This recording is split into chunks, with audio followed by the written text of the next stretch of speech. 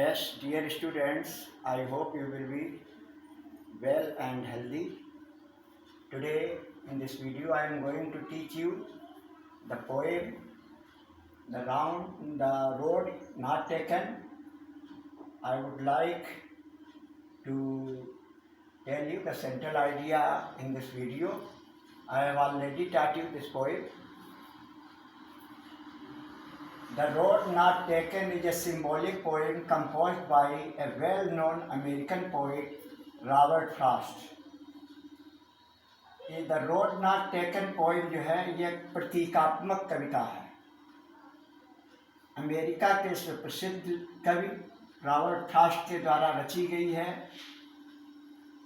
प्रतीकात्मक का मतलब होता है पोइम रोड के बारे में है, लेकिन ये जीवन से कंपेयर की गई है कि जिंदगी भी एक यात्रा की तरह है, रोड की तरीके से।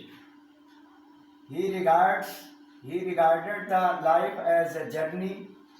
कवि जो है जीवन को एक यात्रा की तरह महसूस करता है। यहाँ पर रिगार्ड्स करें।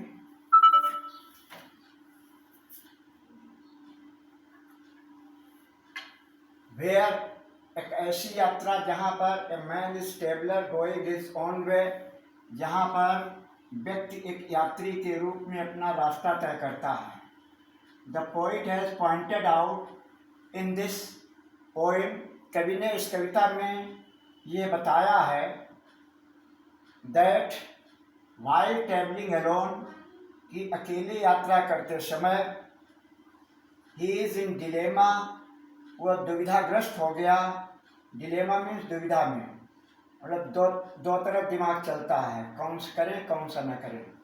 When he reaches a point where the road is divided into two different directions, जब वो एक ऐसे स्थान पर पहुंचता है जहां पर सड़क दो विपरीत दिशाओं में, दो विभिन्न दिशाओं में बटी हुई थी।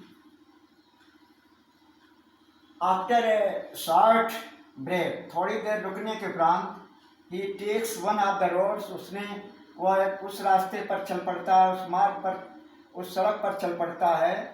Which looks green and less ward, जो कि बहुत हरी भरी और कम प्रयोग की हुई दिख रही थी।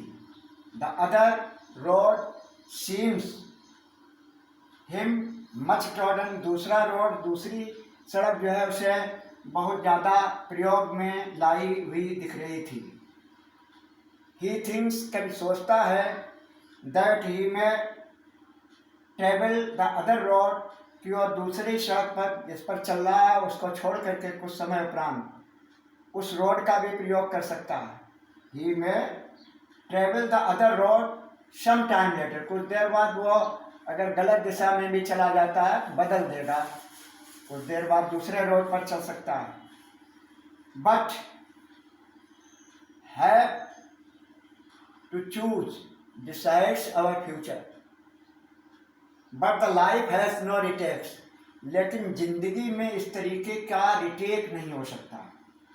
सड़क के मामले में तो एक सड़क को बदल करके दूसरी सड़क पर जाया जा सकता है, लेकिन जीवन में ऐसा नहीं होता है। जीवन में रिटेक नहीं होता। एक बार जो फैसला ले लिया जाता है उसका परिणाम, उसका जो रिजल्ट है वो व्यक्ति को प्राप्त करना ही पड़ता है। सो